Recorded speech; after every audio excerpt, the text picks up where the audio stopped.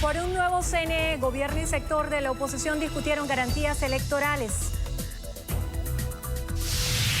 Por soluciones, Uruguay aboga por diálogo y nuevas elecciones en Venezuela.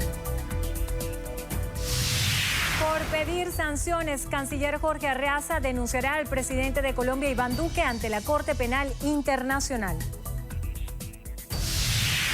Tras las rejas, dictan privativa de libertad contra directora de investigaciones de la policía de Chacao. Epidemia, aumentan a 7 los contagios por coronavirus en Ecuador. Reunidos por el mundo, G7 utilizará todas las herramientas para enfrentar el coronavirus. Camino a la gloria, Caracas se estrena en la Libertadores ante Boca Juniors. Superventas, Taylor Swift consiguió nuevo récord musical. What's that like? I'm so sick of running as fast as I can. Wondering if I'd get there quick.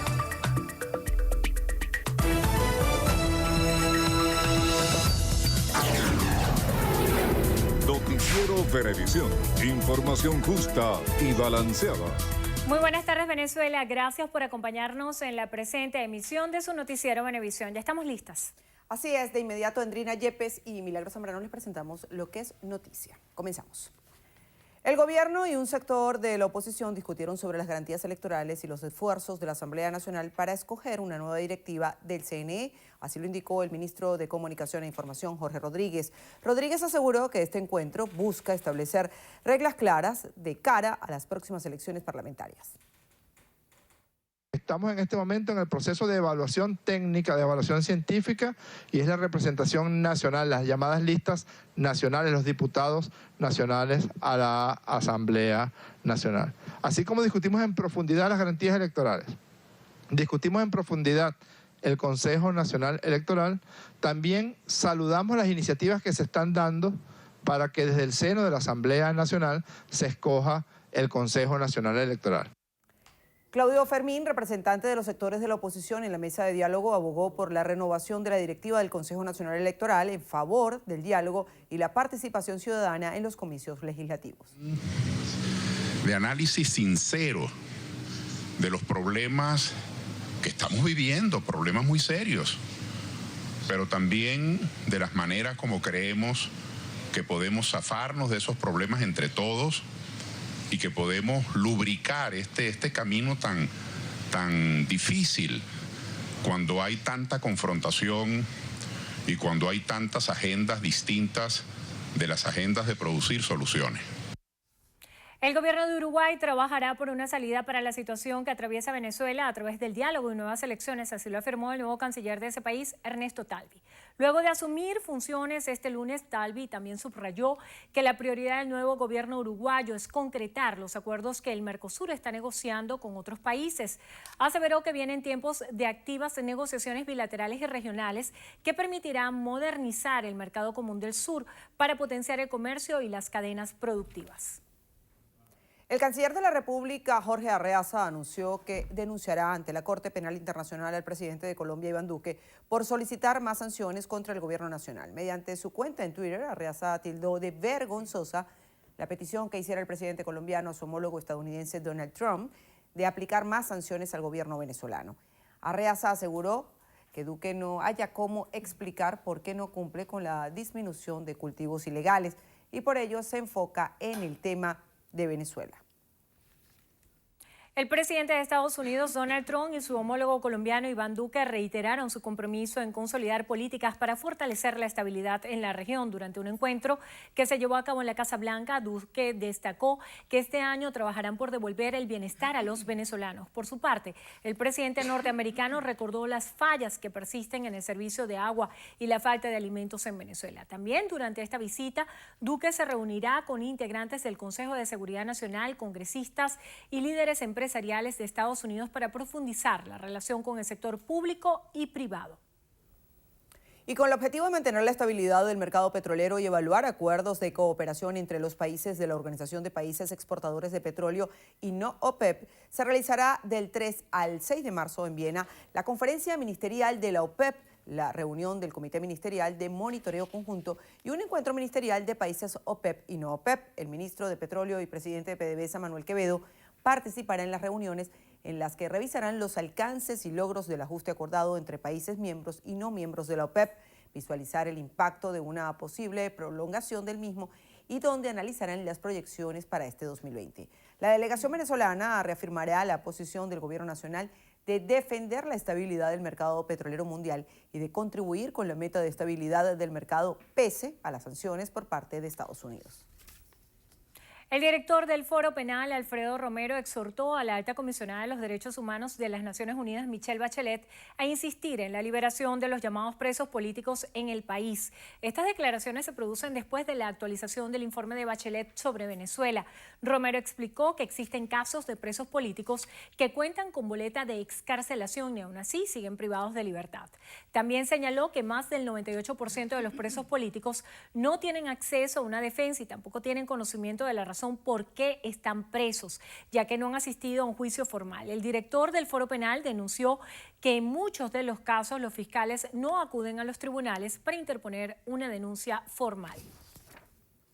El Tribunal Supremo de Justicia informó que se decretó preventiva de libertad contra la directora de investigaciones de la Policía de Chacao, Doris Amada Rodríguez Piñango, y Luis Enrique Láceres Piñango por su presunta relación en el enfrentamiento ocurrido el pasado miércoles en la autopista Francisco Fajardo. El juzgado 11º de primera instancia en funciones de control del Circuito Judicial Penal del Área Metropolitana de Caracas ordenó la medida contra Rodríguez Piñango y Láceres Piñango, a quienes se les imputaron los cargos secuestro agravado, asociación para delinquir y peculado, por supuestamente estar involucrados en calidad de cómplices en un secuestro del comerciante. Las investigaciones señalan a la directora de investigaciones de la Policía de Chacao como la autora intelectual del hecho. El juzgado determinó como sitio de reclusión para Rodríguez Piñango la sede de la Policía Municipal de Chacao, mientras que Láceres Piñango permanecerá en la División de Investigaciones de Homicidios del CICPC. En Ecuador se elevó a 7 el número de casos de coronavirus en el país, mientras se descartaron 4 posibles contagios en las provincias de Santa Elena, Azuay y Cañar. La ministra de Salud insiste en que la situación está bajo control. Alejandra Carvajal, de nuestro canal aliado Ecuavisa, nos cuenta más. Ascienden a 7 los casos de coronavirus confirmados por las autoridades hasta el momento en Ecuador. El último caso fue conocido la noche de este lunes y se trataría de otra persona que mantuvo contacto con la primera portadora del virus en nuestro país.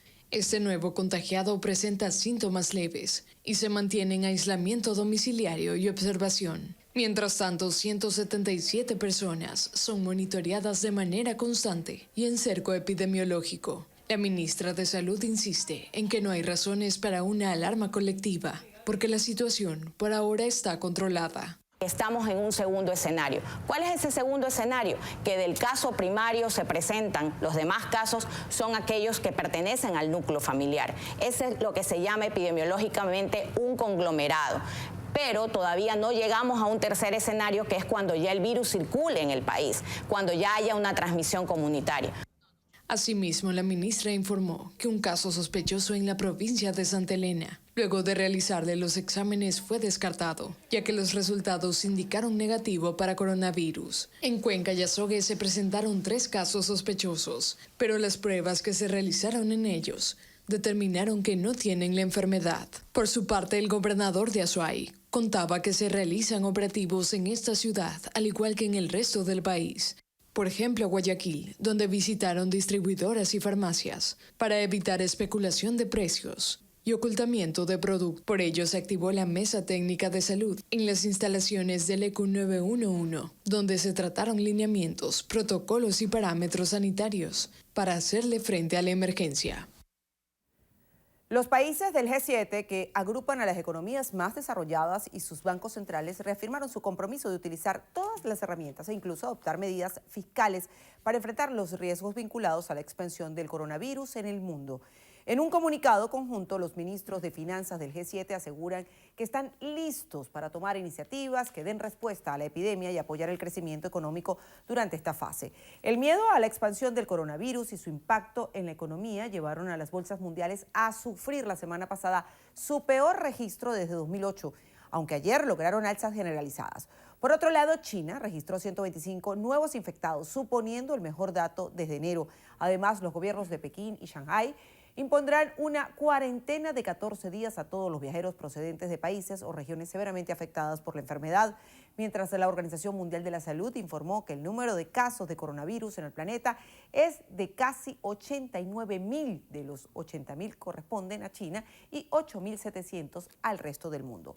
España registró 150 casos, de los que 7 son graves y están en cuidados intensivos, mientras que 13 son trabajadores sanitarios. Irán contabiliza 77 muertos de los 2.300 contagiados por la enfermedad que han afectado al jefe del servicio de emergencias, aunque se encuentra bien y bajo tratamiento. Pakistán confirmó el 5º contagio en su territorio y Australia podría obligar a personas de riesgo a hacerse pruebas del COVID-19 e imponerles restricciones de movimiento o detenerlas. Asimismo, el Papa Francisco dio negativo a una prueba de coronavirus a la que fue sometido por precaución tras sufrir un resfriado desde hace días. El temor a la enfermedad también provocó que empresas como la multinacional estadounidense Twitter recomendara a todos sus empleados en el mundo, unas 5.000 personas, a que trabajen desde casa hasta nuevo aviso. Funcionarios de Organización Mundial de la Salud informaron de la propagación de más casos del COVID-19 en el mundo, principalmente en Asia. Pese al aumento en el contagio y la muerte por el virus, la Organización Mundial de la Salud asegura que aún no se ha llegado al nivel de pandemia. Gonzalo Abarca, de La Voz de América, nos amplía en el siguiente informe. Veamos. Continúa en aumento el número de muertos en todo el mundo debido al coronavirus. Las autoridades de salud han informado de más de 3.000 muertes, 2 de ellos en Estados Unidos. El director general de la Organización Mundial de la Salud, el doctor Tedros Ghebreyesus, informó de nuevos casos en Asia. En las últimas horas, China ha confirmado 460 nuevos casos de contagio y 150 muertes. En Latinoamérica, cuya población supera los 600 millones de personas, las alarmas se han activado. Hasta el momento, suman 13 los casos detectados en la región, 4 en México, 2 en Brasil, 6 en Ecuador y otro en República Dominicana. La OMS ha estado bajo intensa presión para declarar al COVID-19 como pandemia, acción a la que aún se resiste. Por el momento no estamos activando la categoría del COVID-19 a pandemia. No estamos viendo un número considerable de muertos. Al menos 60 naciones han confirmado casos. En Europa, Italia es la nación más afectada con más de 1.700 casos hasta el momento. En Francia, el Louvre de París, el museo de arte más popular del mundo, cerró sus puertas luego de que sus empleados se negaran a trabajar por temores al coronavirus. La OMS dice que la mayoría de los pacientes del coronavirus son adultos mayores de 60 años con síntomas como fiebre, tos seca y problemas respiratorios. Gonzalo Abarca, Voz de América, Washington. Amigos, momento de hacer nuestra primera pausa. A regreso. Polémica en puerta. El Vaticano revela archivos secretos. Los detalles en breve.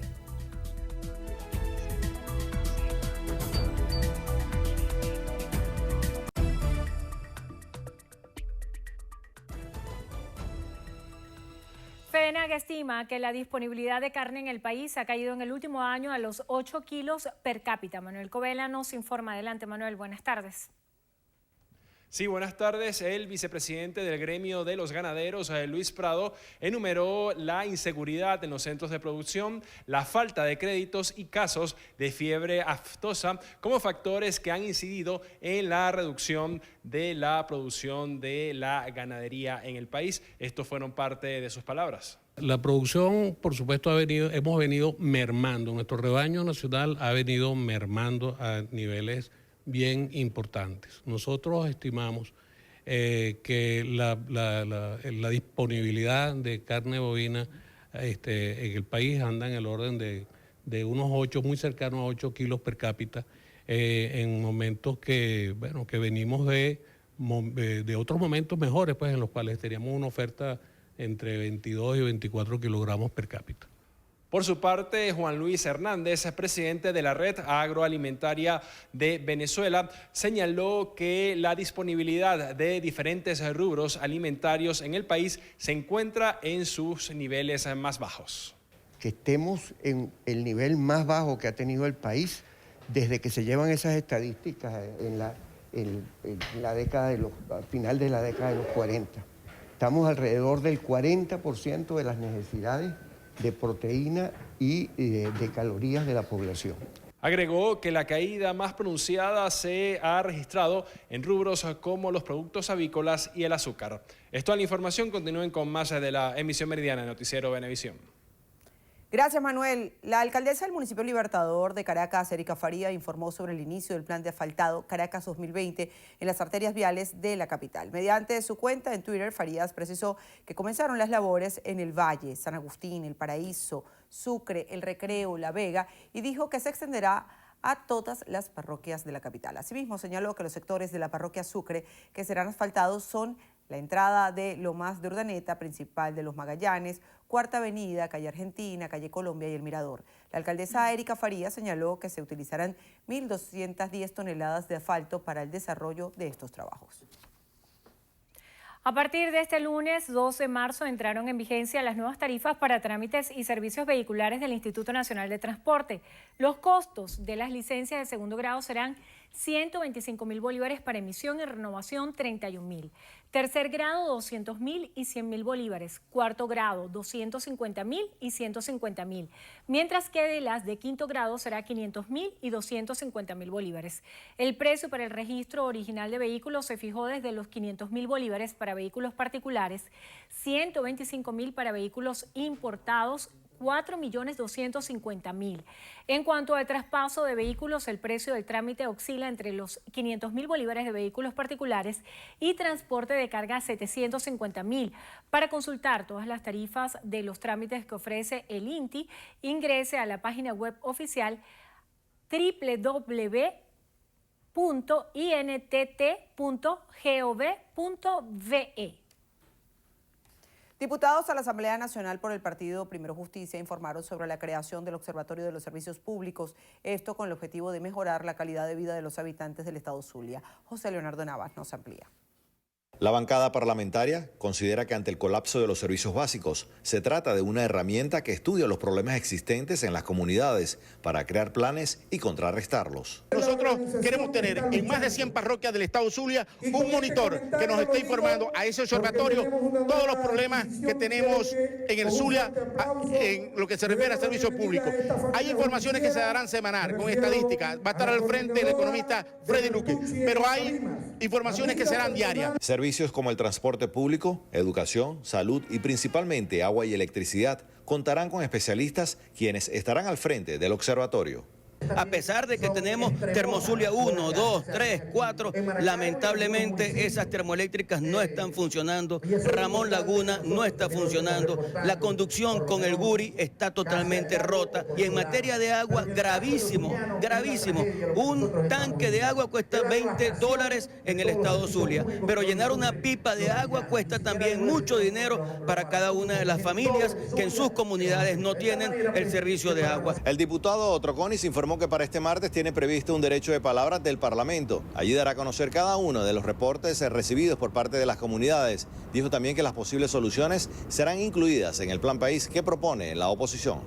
Desde el estado Zulia, José Leonardo Nava, Noticiero Venevisión. El Servicio Nacional Integrado de Administración Aduanera y Tributaria informó que la recaudación durante el mes de febrero superó los 11 billones de bolívares por concepto de impuestos sobre la renta, así como impuesto al valor agregado, aduanas y rentas internas.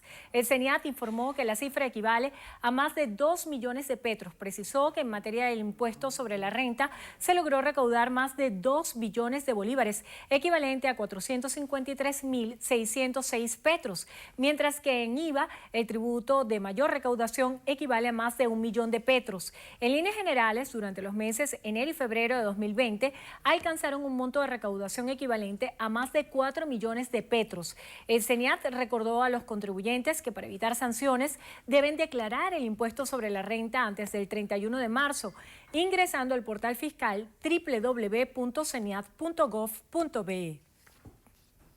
200 proyectos de responsabilidad social espera recibir para este 2020 la Cámara Venezolano-Americana de Comercio e Industria Benancham por parte de estudiantes universitarios en el programa Promoviendo Líderes Socialmente Responsables. Euclides Sotillo nos cuenta de los detalles.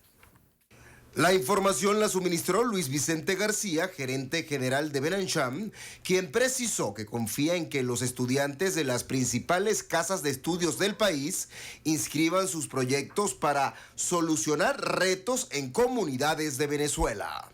Hay no solamente un premium metálico, sino que hay una serie de menciones adicionales, donde puedes tener entonces cursos en temas de vocería, de bienestar, de derechos humanos, de liderazgo, dependiendo del área en que cada una de las organizaciones lo hayan podido dar, además de esa contribución monetaria que le damos siempre a los ganadores. Informó además que en los 16 años que tiene el programa Promoviendo Líderes Socialmente Responsables, 2.500 estudiantes universitarios han participado y 160 han resultado ganadores. Los representantes de Benancham también reiteraron la invitación a todos los universitarios del país a visitar el sitio web www.retou.org para obtener mayor información sobre esta iniciativa. Euclides Sotillo, Noticiero Perevisión. Una mujer de 21 años fue quemada por su pareja y su cuñado tras sostener una discusión dentro de su propia vivienda. Diana Martínez nos amplía. Buenas tardes, Diana, te escuchamos.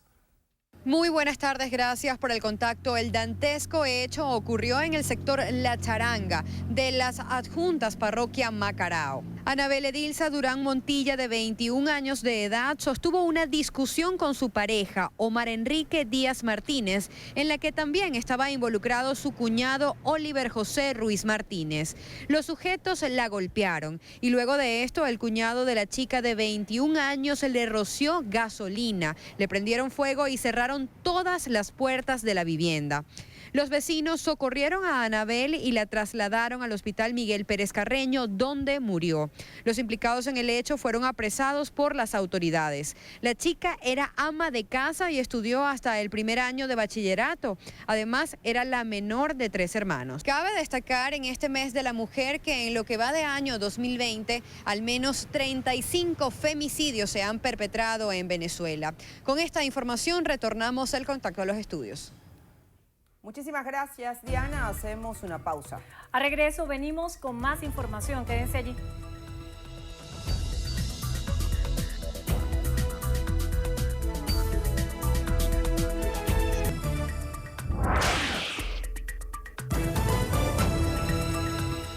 Iniciamos nuestro recorrido por lo que pasa en el mundo en Chile. Así es, al menos 283 personas fueron detenidas tras los incidentes registrados durante las protestas de este lunes en diferentes puntos del país. Según autoridades, hay 76 carabineros lesionados, así como varios ataques a cuarteles y saqueos. Las manifestaciones de ayer también provocaron cortes de tráfico, barricadas callejeras, un autobús quemado y una persona atropellada, siendo el primer lunes de marzo que supone el regreso a la actividad tras el verano austral y a las intensificaciones de las protestas sociales después del periodo de estival. En Estados Unidos, 9 personas murieron y 20 resultaron heridas en Tennessee tras el paso de una poderosa tormenta que provocó tornados y severos daños en el centro de la ciudad de Nashville y otras localidades cercanas. Uno de los tornados sorprendió en horas de la madrugada, provocando el derrumbe de al menos 40 edificios en Nashville, que fueron suspendidas las clases y se reporta que miles de residentes se encuentran sin electricidad. En Brasil, 10 personas murieron y 5 están desaparecidas tras las fuertes lluvias que golpean la región de Sao Paulo desde ayer en la tarde y que han causado deslizamientos de tierra en varias zonas cercanas. El temporal también provocó inundaciones, caídas de barreras en las principales carreteras y derrumbes de decenas de árboles. Asimismo, el servicio de transporte público fue paralizado en diversos puntos de la región y varias vías están bloqueadas. En Chile, 4 personas murieron y otras 10 resultaron heridas tras la explosión e incendio ocurrido la tarde de este lunes en un centro de bodegas de la comuna de Puchaduelo. El fuego se habría originado por razones aún desconocidas en un recinto que almacenaba productos químicos destinados a la minería. Centenares de personas tuvieron que ser evacuadas y una densa columna de humo levantada a varios metros de altura fue visible desde varios puntos de la capital. En En Estados Unidos hoy se celebra el llamado Supermartes, día clave de primarias que ayudan a definir la carrera presidencial para las elecciones del próximo noviembre. Ciudadanos de al menos 14 estados emitirán sus votos durante una jornada en la que 1.357 delegados estarán en juego y podrán definir el futuro candidato. En el Partido Demócrata, el senador Bernie Sanders aparece con la apuesta a su favor en el menos 8 entidades, incluidas California y Texas. Turquía insistió en que miles de refugiados y migrantes siguen cruzando la frontera con Grecia, mientras que la policía griega asegura que la noche ha sido relativamente tranquila y que desde el sábado solo 25.000 personas han intentado sin éxito entrar al país. Por su parte, el primer ministro griego advirtió que quienes intenten entrar legalmente a su nación serán responsables de las consecuencias. 183 personas han sido detenidas en los últimos días y un número no precisado fue condenado a 4 años de cárcel y a una multa de 10.000 euros. En Israel, el partido del primer ministro Benjamín Netanyahu obtuvo la victoria en las elecciones celebradas este lunes, las terceras en un año, aunque se queda a 2 escaños de una mayoría simple en el Parlamento que le garantice formar gobierno. Estos datos aún pueden variar ligeramente, pero todo indica que tendrá que enfrentarse a una situación similar a la del pasado abril, cuando se quedó a un curul de la mayoría, por lo que se debieron convocar nuevos comicios. En el Vaticano, el Papa Francisco mandará a México una misión para asesorar al clero local en la lucha contra los abusos sexuales a menores.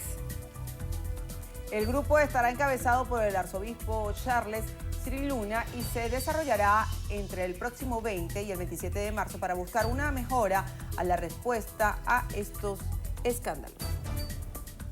Y seguimos en el Vaticano, donde fueron abiertos por primera vez archivos secretos que podrían arrojar información sobre la controvertida figura del Papa Pío XII, acusado de no ayudar a salvar judíos durante la Segunda Guerra Mundial.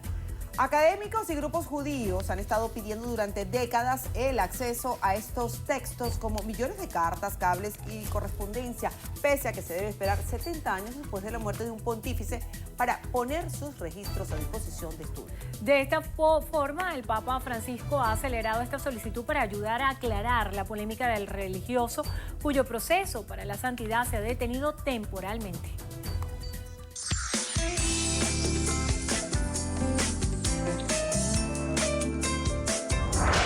Algunas ideas de negocio surgen de la necesidad.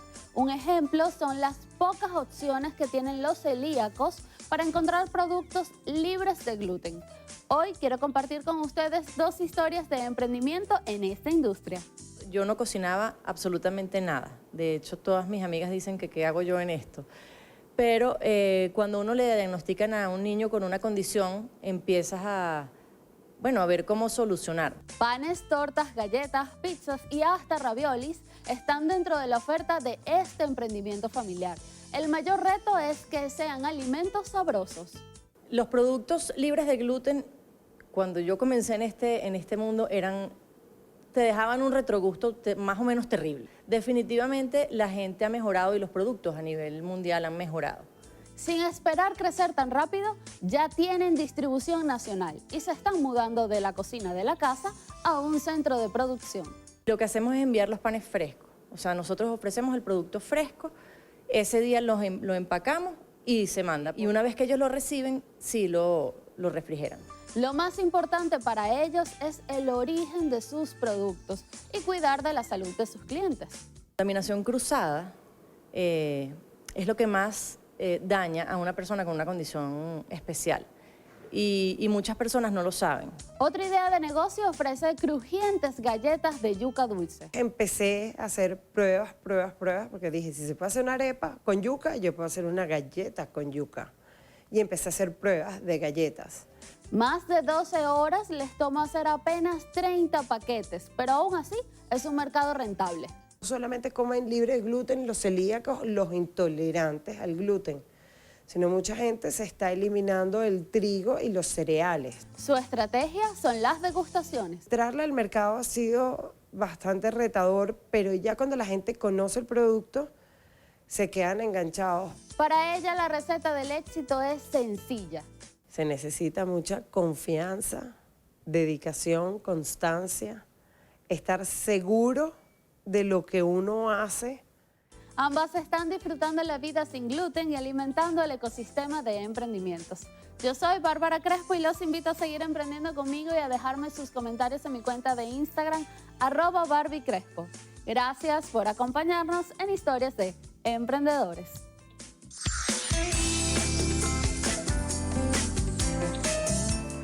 Hacemos una breve pausa. Al regreso volvemos con más información. Esto será información deportiva con Gregorio Rojas. Los esperamos.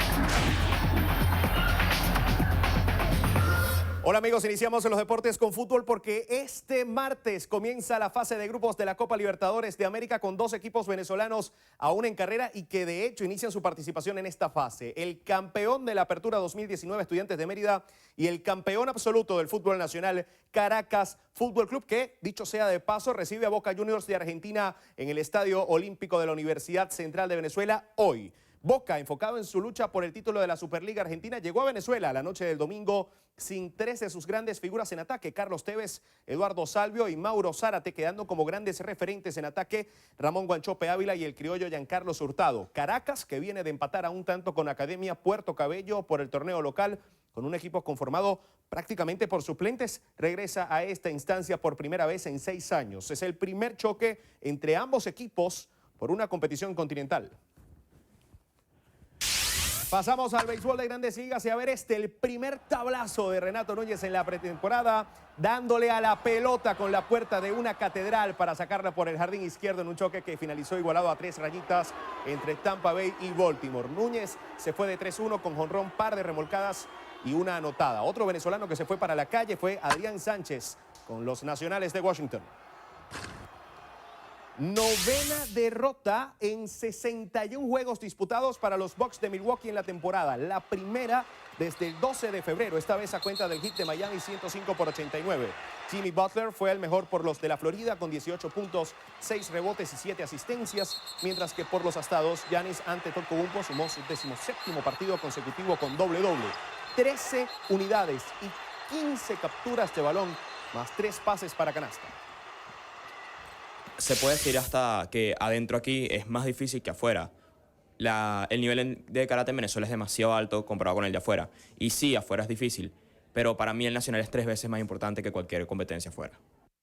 El karateca Jorge León, quien desde este miércoles disputará el campeonato nacional. Viene de ganar 2 medallas de oro en Estados Unidos, una en Panamá y otra más en Aruba. Buenos resultados en el nacional. Viene el centroamericano, que es ya dentro de nada, después el nacional. Luego vendría Croacia en la Liga Mundial, la Young League. Luego ya después, un poco más tarde, en septiembre, México, y ya terminaría el año con Italia. Pero entre esos meses hay otras competencias que serían interesantes ver, como la segunda vez en Aruba, sería muy interesante. León, una de las figuras más interesantes a seguir en el campeonato nacional, que se extenderá hasta el próximo sábado, tiene en agenda otros eventos a lo largo del año. El año pasado participaron 750 atletas en el campeonato nacional. Amigos, hasta aquí los deportes en su noticiero Venevisión. Un fuerte abrazo para todos. Veamos que nos tiene Nieves Oteldo en Estrenos Estrellas.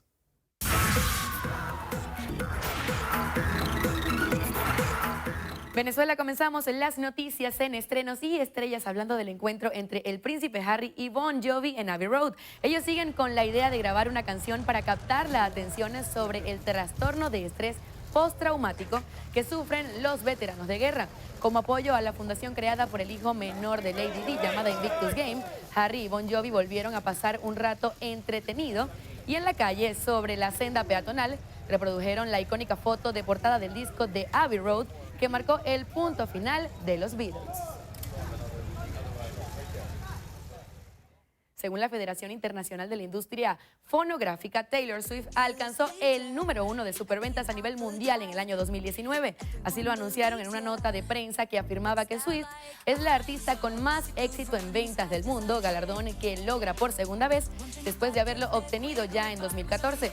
La directora ejecutiva de esta organización, Frances Moore, calificó a Swift como el perfecto ejemplo de una verdadera estrella a nivel mundial que continúa creciendo y conectando con sus fans, al mismo tiempo que evoluciona con cada álbum.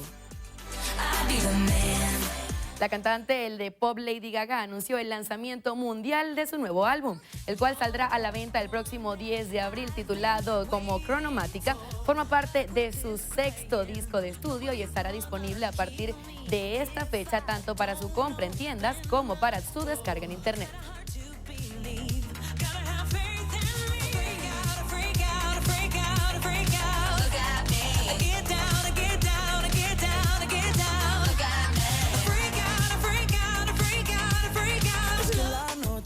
Grata sorpresa, Maluma protagoniza la portada de marzo de la revista masculina GQ Middle East, en la cual detallan su carrera musical y su estilo.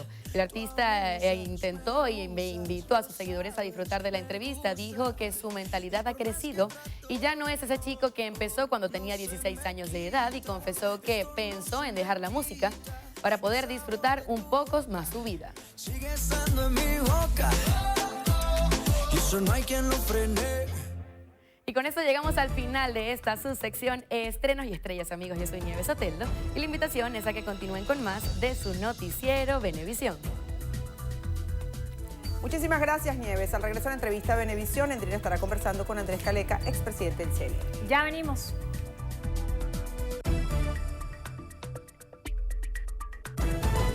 Entrevista Venevisión, líder en opinión, por tu canal independiente, Venevisión.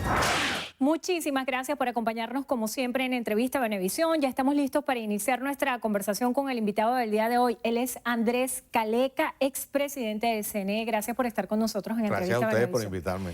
Siendo un año electoral y con toda esta diatriba que hay en torno a la elección del nuevo CNE, ¿cuál es el panorama que usted vislumbra a esta fecha, cuando estamos a marzo y todavía no conocemos los nombres de los nuevos rectores del CNE? Bueno, un panorama muy difícil, cada vez más difícil.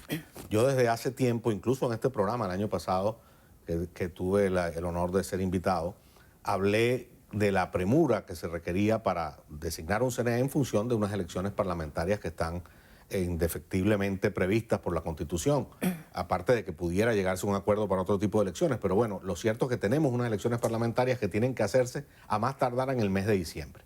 Y decía el año pasado que para lograr una elección mínimamente confiable en Venezuela tenían que darse infinidad de pasos muy importantes, el primero de los cuales era llegar a un acuerdo político para elegir al Consejo Nacional Electoral y para reducir los lapsos que, de acuerdo a la ley orgánica de procesos electorales, son unos lapsos que ya son imposibles de cumplir. O sea que de todas habría que hacer una modificación de la ley orgánica de procedimientos electorales, claro, para llevar a cabo elecciones parlamentarias. Porque ya no hay tiempo. O sea, si nosotros... ¿Cuánto tiempo se requiere para preparar unas elecciones parlamentarias? Yo digo que lo mínimo que se requiere para unas elecciones parlamentarias mínimamente confiables, y fíjate que insisto en lo mínimo, no estoy hablando de lo perfecto, de lo mínimo.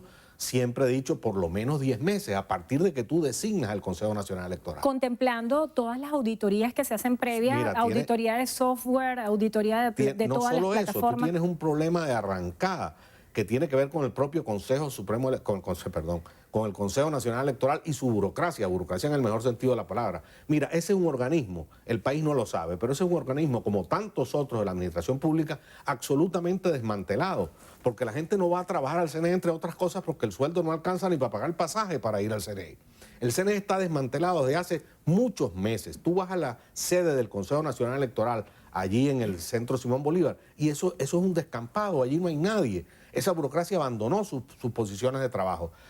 Hay que empezar por reconstituir la burocracia que va a llevar adelante las elecciones. Después, imagínate, tienes una caja negra en Venezuela que es el registro electoral. ¿Con qué registro electoral tú vas a hacer las elecciones? El registro electoral venezolano está sujeto a todo tipo de dudas y de cuestionamientos. Hay que hacer una auditoría del registro electoral mínimamente confiable. Hay que convocar a las universidades nacionales, hacer un equipo que violentamente haga una auditoría y permita limpiar más o menos el REF. Tienes el problema de la automatización.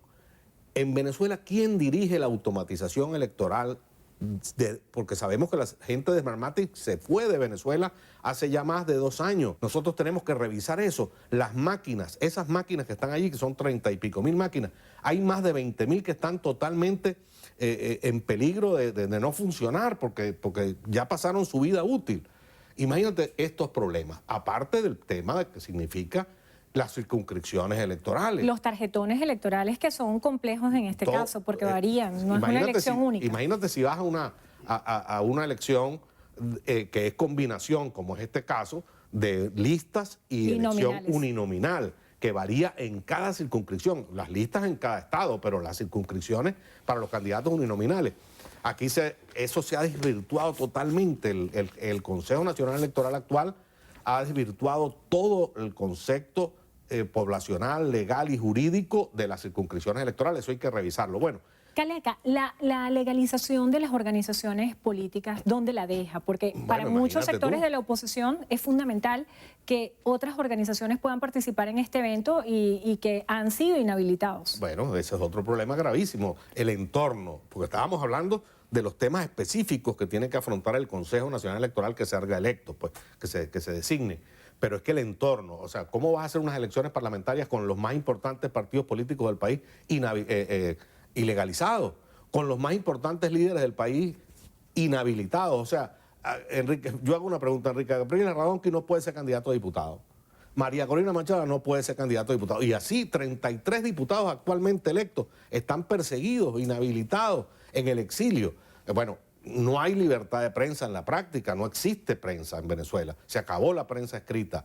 En la televisión, en la radio, hay cantidad de cosas que uno no puede decir. Uno se asusta cuando viene un programa de esto, de que no vaya a decir una barbaridad para el gobierno. Pero son cosas de todo el entorno. ¿Cómo se puede hacer una elección medianamente confiable en Venezuela si el Estado, si el gobierno-Estado, el partido de gobierno-Estado va a utilizar y seguir utilizando todos los recursos públicos en función de su campaña electoral?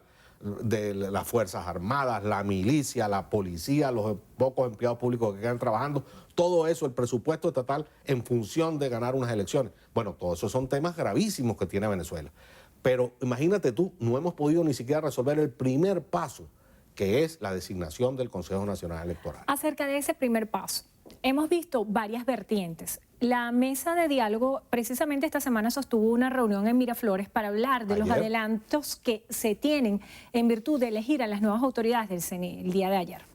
También está por el otro lado la Asamblea Nacional presidida por Juan Guaidó, que ya adelantó todo lo que es el comité de postulaciones.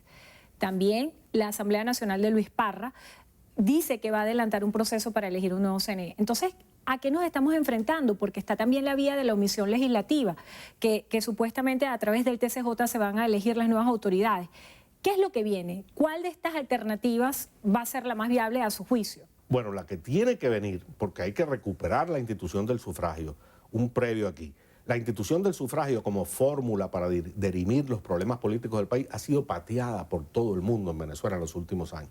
Ha sido pateada por el gobierno en primer lugar, pero también ha sido pateada por sectores muy importantes de la oposición y han convencido a una gran cantidad de venezolanos de que no vale la pena ir a votar. Eso hay que rescatarlo y la primera manera de rescatarlo es designando unas autoridades electorales que tengan legitimidad y para ello hay que cumplir lo que dice la Constitución. En primer lugar, los miembros del Consejo Nacional Electoral tienen que ser independientes de militancia política. O sea, esa fórmula 2-2-1 para usted no es viable. Para mí no es viable a menos de que haya un consenso nacional que permita redactar un estatuto electoral especial para estas elecciones. Pero si eso no se hace, imagínate tú, estamos ya a 10 meses de las elecciones y no se ha hecho, nadie lo ha discutido. Eso tengo yo 2 años proponiéndolo. Bueno, si eso no se hace, eso sería una violación de la Constitución y entonces ese CNE nace con plomo en el ala ya. Hay que recuperar la confianza en el árbitro para poder recuperar la confianza en el sufragio. Entonces, además, vino el desaguisado del 5, la mamarrachada, la chambonada del 5 de enero con la Asamblea Nacional, que nos terminamos con 2 asambleas nacionales. Además de la Asamblea Nacional Constituyente, tienes ahora entonces 2 asambleas nacionales en el país. ¿Quién va a elegir al CNE? Bueno, hay que decir que la verdad es que se ha avanzado algo, no con la celeridad que se requiere. Se ha avanzado algo y hay que reconocer una cosa importante, que el gobierno del señor Maduro y el PSUV pues está reconociendo que hay que cambiar este CNE. Este CNE no tiene su periodo vencido.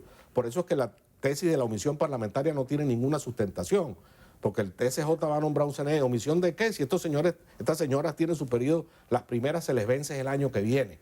O sea que en teoría esa sería una alternativa, que permanezca este CNE para las elecciones parlamentarias. Si en Venezuela no se logra un consenso adecuado para designar un CNE, tú verás que estas elecciones parlamentarias las va a dirigir otra vez la señora Lucena. Y eso quizás le conviene a los sectores abstencionistas del país, llámese del gobierno o llámese de la oposición, porque hay abstencionistas aquí de los dos lados.